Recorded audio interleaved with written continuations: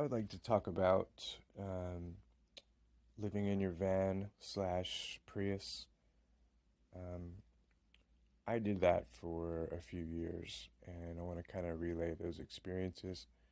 Um, this was back in 2015. I had declared bankruptcy and wiped out a lot of debt, and I wasn't evicted from my apartment or anything. I just was really bored, just doing the same things over and over again, year after year, just getting really bored with it all and looking for a new challenge, a new adventure. And so I got on YouTube and watched a lot of videos, such as Bob, what's his name?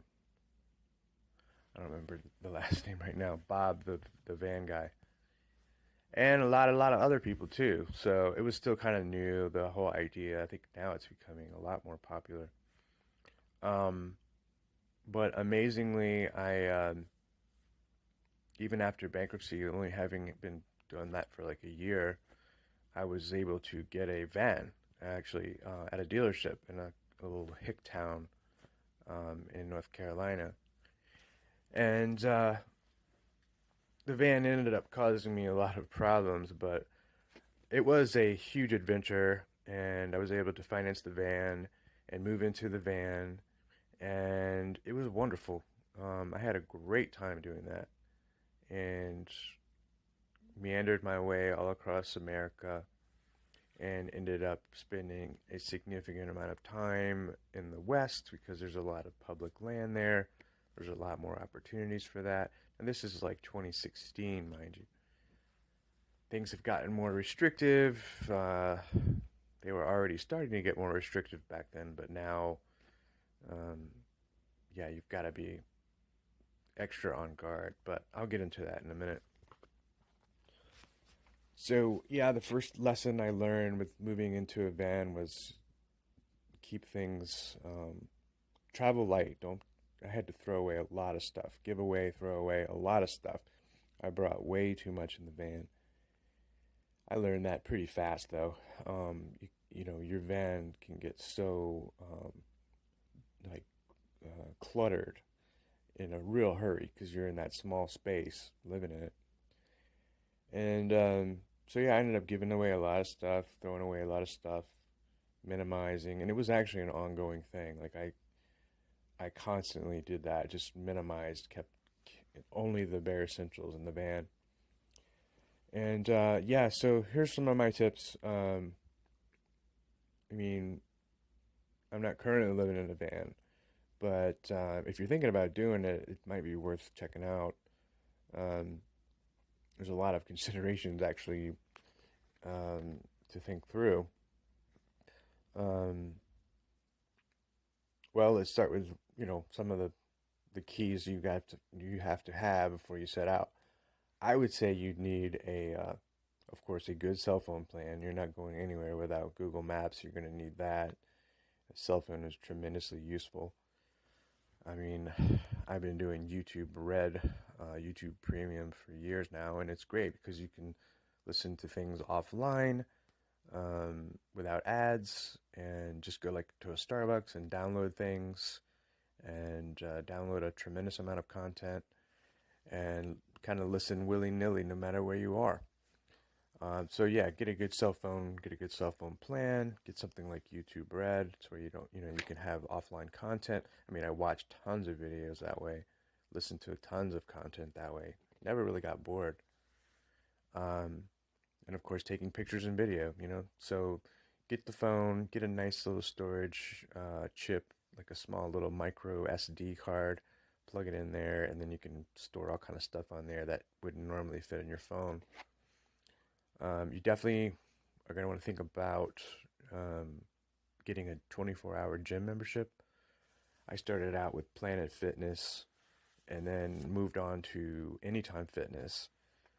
Now, mind you, we're in the middle of COVID, all this garbage. I mean, whatever I tell you in this video obviously may have changed because of COVID, but then again, Maybe it's going to stay that way, or maybe it will go back to the way it was. I don't know yet. Nobody knows. But the gym membership was essential because you need to shower, you need to go do number two. Um, you can easily do that. At least if you're a guy, you can do number one with a milk carton, like a, that or a Gatorade bottle if you really have to go in the middle of the night without getting out of your van. Um, I know that sounds gross to some out there, but that's just I'm being real. Um, but yeah, if you have to go number two, which you obviously will, you definitely want to go to a 24-hour gym.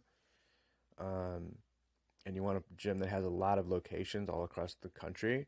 And both Anytime Fitness and Planet Fitness were perfect for that. Um, Also for showering, I mean, a hot shower is such a great thing. And to be able to be almost anywhere in the country and grab a hot shower whenever you need it is just wonderful. Um, and not to mention a great workout. You can go get a good workout at any time of the day. 24 hours. And so those two things would definitely be essential. I mean, it, you can go to any major city almost, and you'll see like maybe even five or six of those gyms. Each one of them, um, let's say two to five, two to six, something like that. Planet Fitness slash Anytime Fitness. Um, so yeah, and they're cheap. I mean, there's not really a lot of money when you consider what you get. They also have like relaxation areas, Wi-Fi access, and everything. So it's wonderful for that. It's perfect. You gotta have it, I think. Oh yeah, by the way, Bob Wells. That's the guy's name I was talking about before. Bob Wells. He's kind of the godfather of this movement, and so um, you gotta have the gym membership. Of course, you gotta have the cell phone plan, and you're gonna need. And by the way, I'll just say this right quick. I didn't care for after a long time of being with Planet Fitness. I was ready to move to something else because their advertisements are constantly running. It's overcrowded. Some of them are not very clean. Some of them are really dirty. I used to call them Planet Shitness, and so I was willing to pay some extra dough to get on with Anytime Fitness, which ended up being a huge score. I was so much happier there. There was never hardly any staff working and no one to bother you, and it was still a 24-hour gym, and they still had a bunch of them. I was very pleased with that. I'm still a member of Anytime Fitness. Um, yeah, getting back to van life, you obviously need to to find places to sleep, and that's become a huge gray area. It was a gray area, and it's even more so now. I mean, you could definitely in like 2016, you could still like rely on a lot of Walmarts to be able to sleep in a Walmart parking lot, and that's definitely not always an attractive option, even if they don't care if you stay there. For several reasons. A lot of times it's just too bright, too noisy, potential crime problems, and all kind of things. So it's not really the ideal, but it can be done. And I've had plenty of good nights in the Walmart parking lot. But you have to like black out your windows to where no light can come in and kind of deal with the elements. And each one of those Walmarts, depending where you're at, is going to have different parking lot arrangements.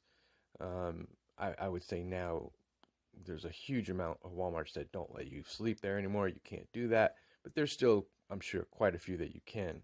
I mean, if you're like in super rural Texas where you're down by the Mexican border and there's just nothing for miles and miles, you can probably sleep at the Walmart parking lot. I'm just saying, it's probably not changed, even under COVID and all the Walmart shootings and everything.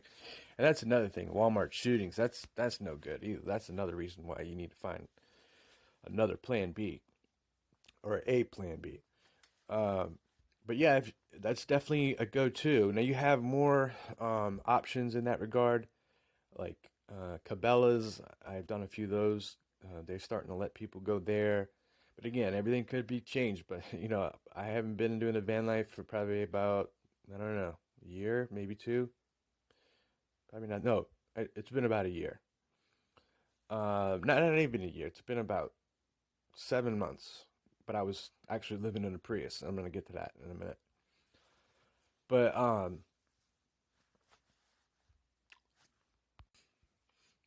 so aside from like Walmart parking lot or uh, Cabela's or like maybe even Lowe's Home Improvement or something like that, to me the go-to that has been a bread and butter like over and over again is a website called freecampsites.net, and that has been a tremendous resource for doing that kind of lifestyle. Um, Check it out. I highly recommend it. I mean, that was always like my first check was like, oh, let me check the freecampsites.net, see what's out there in this part of the world. I mean, I could have been anywhere. I mean, I've been everywhere, all over the United States. Wichita, Kansas, blah, blah, blah. Just go down the list. It's a long list. I've been all over this country. So, freecampsites.net is a great resource. Hopefully, the assholes don't shut that down or something, but it's great. Um, Outside of that, I think I would probably refer you to some other videos on YouTube to give you some of the finer points of what they call stealth camping. I've done a lot of stealth camping, and yeah, I mean it can be nerve wracking. There's times where it just didn't work out too good. I mean, I took chances here and there. A lot of times it worked out, and I was okay. But a couple times it did not work out. I mean, I remember um, feeling like I was in a safe place in San Jose, California, and ended up getting roughed by the police. They pulled me out of the car and threw me up against the van, and I wasn't doing anything wrong. They were actually looking for some other guy. They had helicopters looking for some guy that was breaking into cars. Anyways, it didn't go well. And then there was another time I was in Seattle, and I had this. The police came up behind me. They knew my name. They ran my license plate, and had the big flashlight going right in my eyes while I was sleeping. And like, it was not very comfortable at all. And there's been plenty of times here and there where I get the knock on the window in the middle of the night. That is one unpleasant thing. I just can't tell you. It's that knock on the window just gets you real deep. You just don't want to hear that. So, you go through a number of these experiences and you really wise up. And so you definitely have got to put a lot of diligence into where I'm going to stay, where I'm going to sleep. And if you can get that figured out, then it should be really smooth sailing. It should be really great. My all-time favorite place to do van life slash Prius camping is it's got to be in the Northwest. Now again, things have changed. They continually are changing. I mean, I don't know. Um, I haven't been out in the Northwest since the beginning in 2020, like around February. But that's before COVID. After COVID, yeah, things change. But having said that, Portland, Oregon, and especially Portland, but to a lesser degree, the state of Washington, um, is a fantastic place to do car camping or um, van dwelling, because you have a lot of people doing it. The locals are not as harsh on those that are doing it. There's safety in numbers. There's a lot of people doing it, and um, you can get a really good night's sleep actually sleeping in your van or your Prius in outside or in Portland or outside of Portland. But even outside of Portland, you got to be careful because there's a lot of people that they're not going for that. So really, Portland's kind of a safe haven, like a sanctuary for that, or at least it has been. Things could totally have changed now, but I've slept many a good nights in Portland. And of course, this is before all the riots and all the stuff that's been going on. And yeah, I mean, I would probably still be out there if that wasn't all going on. It's gotten to be a nightmare scenario. So let's all hope that it goes back to, the way it was before, which was, in my opinion, a very relaxed area, a very chilled spot. But, obviously not right now. Things may be getting better. But, um, oh yeah, Oregon, just loaded with spots, but especially the Portland area. Um, there are a lot of free spirits out there doing the van life and Prius life. I've spent many a wonderful night doing this kind of lifestyle in Portland, and I've explored all over Washington, and it's hit or miss there. I like Washington. Um, it's beautiful, and there are some good spots to camp, but I have not seen anything to compare with Portland. Um, I've done all of Oregon, various spots.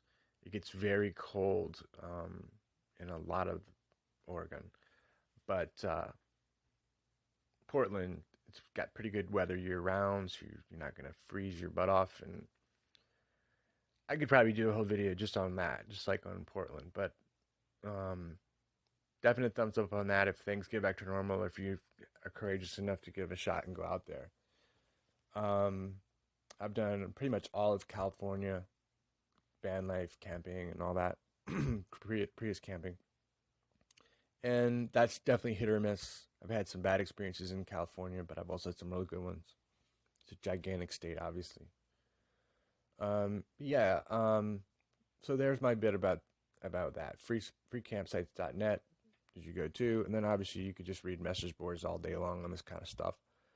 Um, they're not always helpful though. I mean, you may spend hours on message boards and you just wasted hours of time looking for the answers that you wanted. That would have, just required you getting on freecampsites.net. You probably find exactly what you need. Um,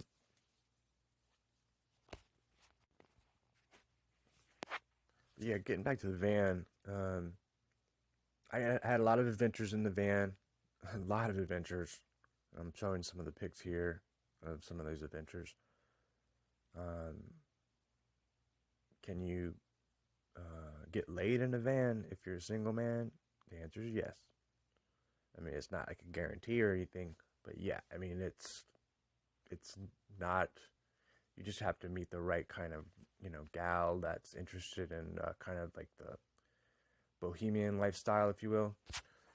Um, but I ended up living on a farm in Indiana for a while, like for several months, and slept in the van. The head farm guy was cool with it, and met some cool people there. I found out about that through a site called ic.org, which is another like wealth of information. But about the van life, yeah, make sure if you get in a van or you're taking a van out there that it's you got the ability to fix it if something goes wrong. Because I mean, as many good times as I had doing this lifestyle, boy, when the van broke down, it was such a bummer. I mean, I had so many rough nights just based on the van breaking down. Oh my God, it was awful nightmare sometimes. That van, yeah, I was able to buy it after bankruptcy at this cheap place in Hicksville, North Carolina, but they sold me a lemon basically. I had to get just, you know, it looked good from the outside, as you can see in the pictures. It's a good looking van. It was very comfortable inside. I had everything cool in there. I had a full couch in there. Took out all the seats. Everything was like modified. It was real nice. But once I got out to the west, then I started having some serious. I drove from North Carolina way out west, so gosh, I had some serious problems when I was really not wanting to have any problems at all. It was a nightmare. I mean, I took it to the mechanic like 11 different times at least, dropping all kind of money here and there. The thing, it was like I think 7.5 ton van is how much it weighed, 7.5 tons, and that thing would break down. I had some terrible problems with the what was it called, the misfire. It was the cylinder misfire, and none of those mechanics wanted to hear about that. And yeah, I had some tough times financially too, back then, and had to take a lot of shitty jobs just to make it, and just it was pretty rough. I put myself in a position back then, but I somehow made it through, and I don't know how that van made it, but it broke down so many times, and I had so many headaches with that. I mean, I don't even want to go into all that now. I'll tell one quick story though. I was out in Salinas, and I went to see the otters, the sea otters, and the van broke down again, and it had happened several times in the worst places, like on a mountain, going down a mountain, and um, in the rain on an incline, and the thing just fucking dies at the stoplight, and it was a nightmare sometimes. And but I kept persisting, and I had the blind faith that, oh, it's gonna work out, I'll get it figured out and everything, and in a way that did happen, but I had some bumpy rides.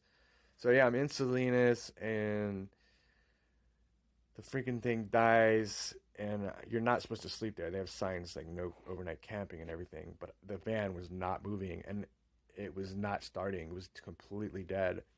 It was cold, and it was getting dark, and I just knew I wasn't going to get started. And in my mind, this has happened enough times where I was just like, I am not going to put myself through this anymore. If I can't get this fixed this time, then I am just walking away from van life, period. And I ended up being there for 3 days, and I had some help. People come by and try to help with the van. It wouldn't start. It was cold. I had to walk a long way to get food, but I had a plan, and I was going to try this one plan. And if it didn't work, then it was over. And so I got on. I started looking for the part. I took actually. You're not supposed to do this, but I took out the van computer just out of desperation, and I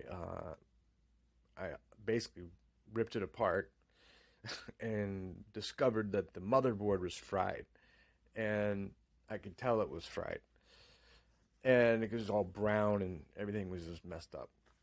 So I'm like, okay, I need a new van computer, and that's it. And if this doesn't work, then I'm done. I'm just gonna leave this hunk of junk, tell them to bring it to the junkyard, whatever. I'm gonna take a bus trip back to North Carolina or whatever. And so I actually ordered. I couldn't find this van computer anywhere on the West Coast. None of the auto shops had it. So I ordered I found on eBay. I got a van computer that matched. It wasn't a precise match. It was an approximate match. Even that was troubling. I don't remember what I paid for it. I think it was $250 or something, which is also silly. But I got it from this junkyard in Chicago and had that thing shipped to me. I'm out in the middle of nowhere, waiting in the van. I had it overnighted. So, and by the way, if you're in doing this lifestyle, I had happened to learn this. You can get mail at any post office if you tell them to address it general mail. So like you would have your name, the address of the post office, and then you would have the heading general mail. And so you can basically have any, without having a PO box there. So you can have anything shipped to you at any post office if you do it that way. I didn't know that, but I found out. So I had this van computer sent from a freaking junkyard in Chicago, all the way out where I was in the Bay Area, outside the Bay Area in California. And I freaking had to walk 5 miles to get to the stupid post office to get the thing in the cold, and had to walk 5 miles back the whole time not knowing if this fucking thing was gonna work or not. And so, and also not knowing how to even do it.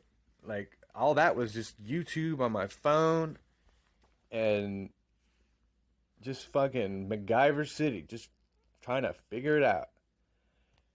And do you know, I put that thing in there, and that thing worked. I could not believe it. Could not believe it. It was a moment of joy. Now, it worked. It got me out of there, and actually got me back to North Carolina. which is crazy, crazy. Now it wasn't a smooth ride. Now, I mean, it was a bumpy fucking ride. It was like the misfire on that it was a cylinder misfire was still happening. So it was stopping and starting like while you're driving the interstate doing 60 miles an hour. It was surging, losing power, and it was just really not a pleasant drive back. That's a long way to go, and it's expensive because that thing guzzles gas. But somehow I made it back. Somehow. And there's a lot of more stories I can tell.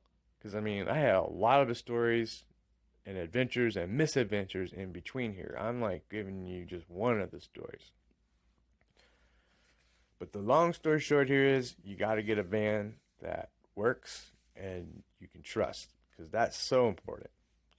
If you wing it like I did, I mean, you in for some trouble. I mean, it was a lot of stress. But just the last part of the story, just kind of how van life is. But one of the things that I've always loved about it was that you can just go anywhere you want on a moment's notice, the drop of a hat. And of course, you got to be able to afford it. You got to be able to, put the gas in the car and move down the road. But after all that, I started heading back to North Carolina from California. I was like, okay, I'm going to pack it in. And I get all the way to Montana, and I'm driving the long way back, the scenic route.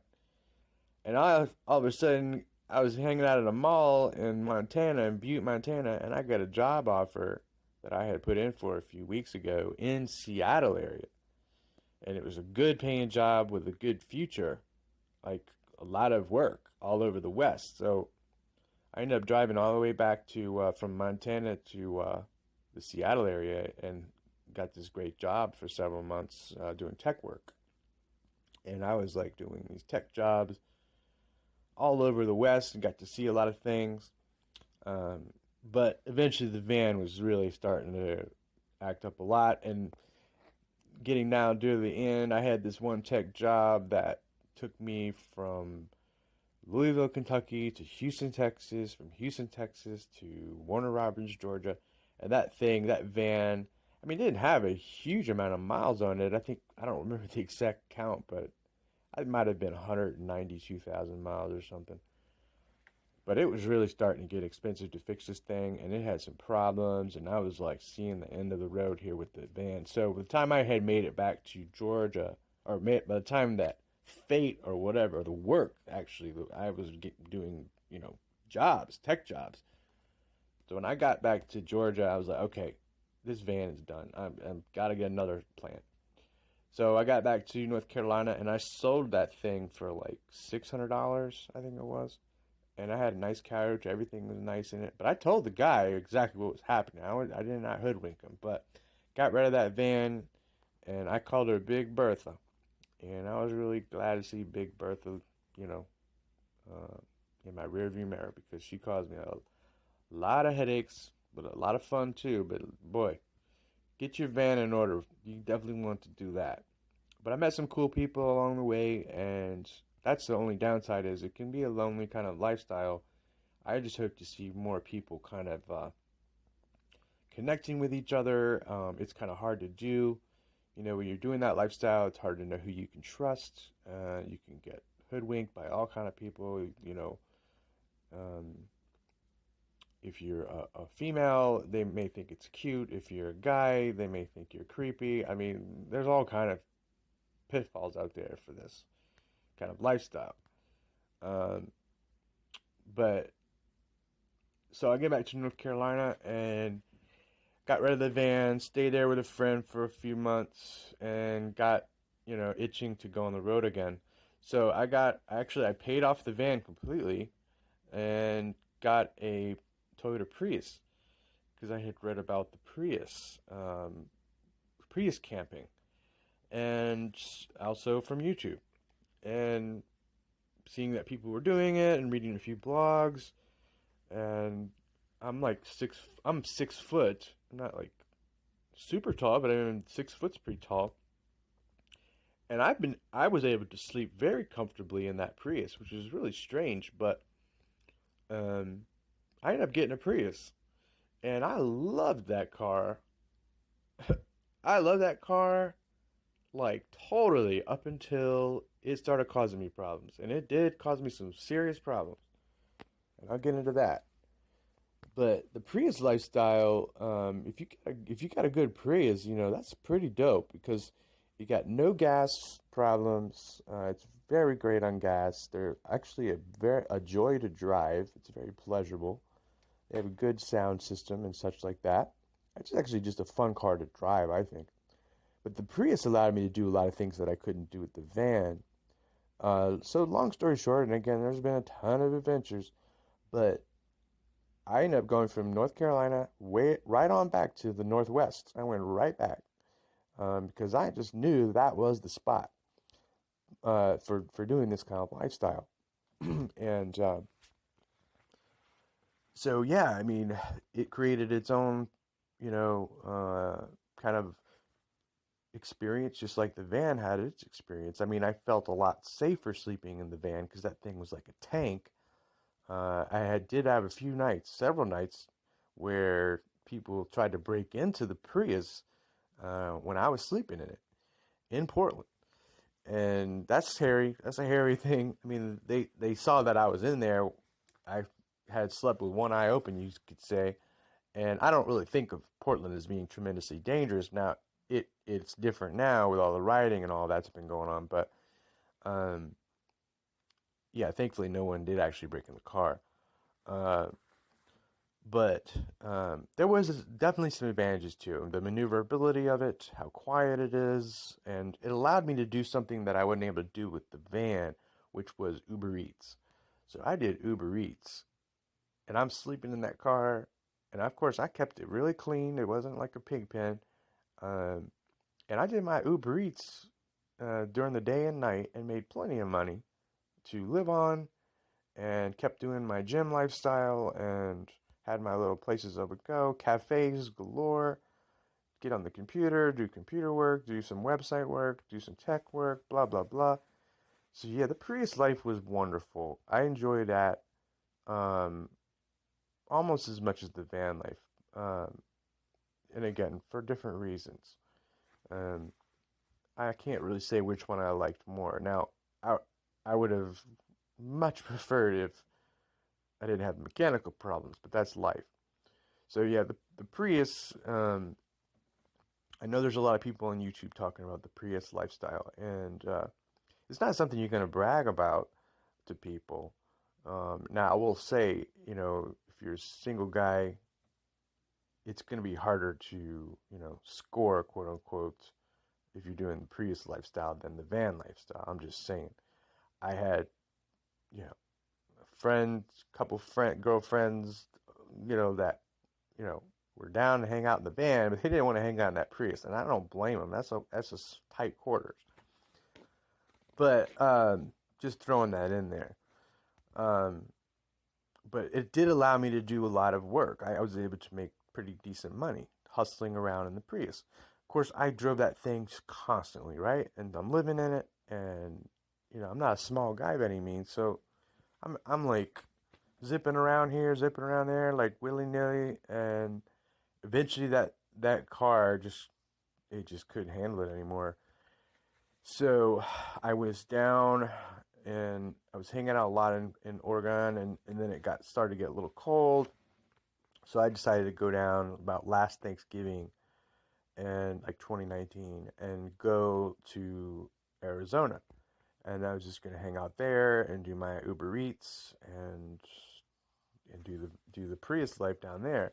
Well, by the time I got down there, um, like the brakes just totally went out, and it had done that before, and so I went through a nightmare of several months. Like I think it lasted like 4 months of these brakes going out and that Prius, and I didn't realize because I thought they were just the perfect car. There's YouTube videos on YouTube that talk about how great a Prius is, and it's true until you have some of these um, known issues.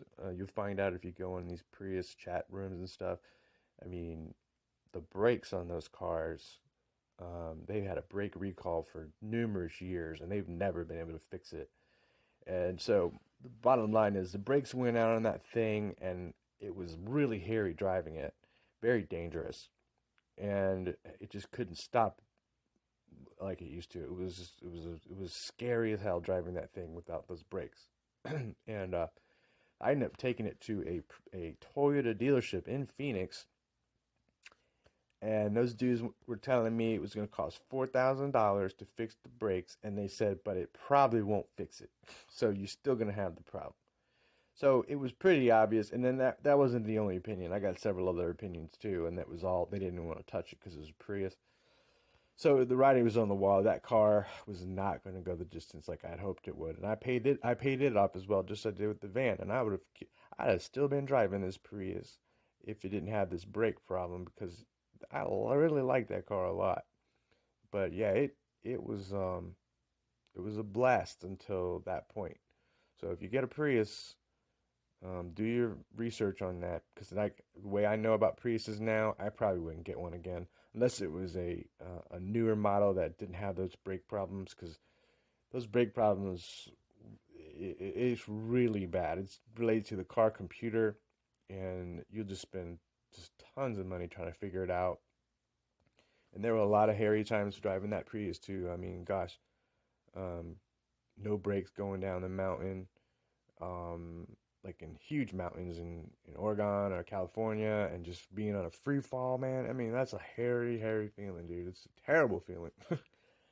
And I ended up having to do a MacGyver trick on that Prius too. I had to use a paper clip to get that fucking thing, get the brakes reset. Like basically, the brakes really had no problems. It's just that the computer didn't realize that the computer really is what we're dealing with here. So the computer would go haywire. I had to pull out a fucking paper clip and jump that thing and just do just the right kind of MacGyver trick and just the right angle just to make that thing work again, make the brakes work again.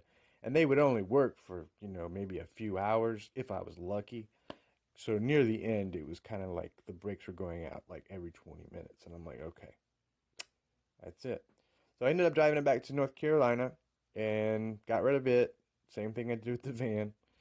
And I've currently hung up the vehicle lifestyle, knock on wood. And I would do it again there with the right setup. I mean, I see people all, like Tom Green now, he's doing the van life. And, with all the shit that's going on in the country right now, I mean, it's not a bad idea just to get out of Dodge and go explore. So I think it's probably going to get even more popular. I don't usually make YouTube videos, but yeah, I just wanted to throw this out there. It's definitely doable. A lot of great resources on YouTube. Um, you know, People didn't understand why I was doing it before, but you could definitely try it. You could try to, before you go on the road, you could try to do a camping experience in your car locally and see if you like it.